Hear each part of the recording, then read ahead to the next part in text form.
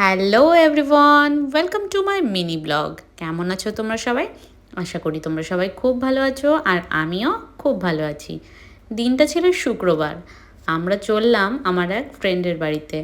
ওর বাড়িতে আজকে সন্তোষী মায়ের উদযাপন। হাজব্যান্ড অফিস যাওয়ার সময় আমাকে আর আমার মেয়েকে ওর বাড়িতে ছেড়ে দিয়ে যাচ্ছে।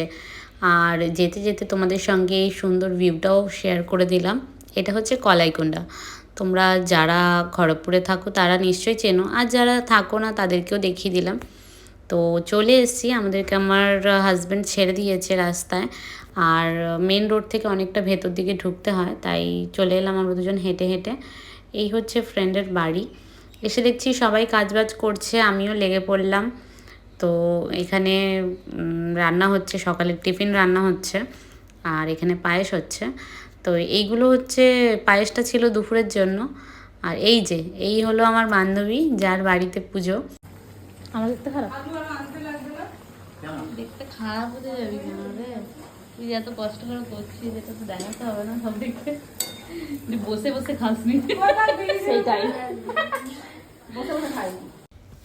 এখানে সবাই পুজোর কাজে ব্যস্ত, যেহেতু আজকে সন্তোষী মায়ের উদযাপন। তো সবাই মোটামুটি রেডি হয়ে এখানে পুজোর কাজে ব্যস্ত হয়ে গেছে। এই যে বান্ধবী রেডি হয়ে চলে এসছে, ফল টলগুলো কাটছে।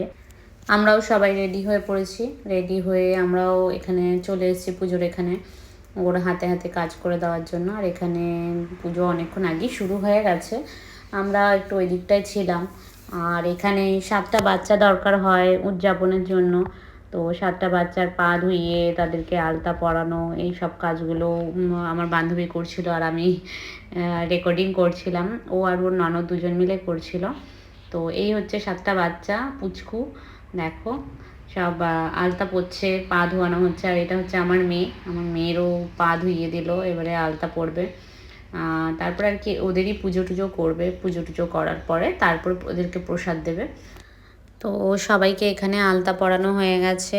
আর ও সবার মানে আমার বান্ধবী আর কি, ও সবার আশীর্বাদ নিয়ে সব বাচ্চাগুলোর পুজো টুজো করে আশীর্বাদ নিয়ে ওদেরকে প্রসাদ খাইয়ে দিল। আর ওদের যেটা খাওয়ানো সেটাও খাইয়ে দিল। খাওয়ানোর পরে বাচ্চাগুলো বসে একটু খেলাধুলা করছিল, ওদেরকে কিছু গিফটস দিয়েছে আমার বান্ধবী। তারা তো সেই গিফট পেয়ে ভীষণ খুশি।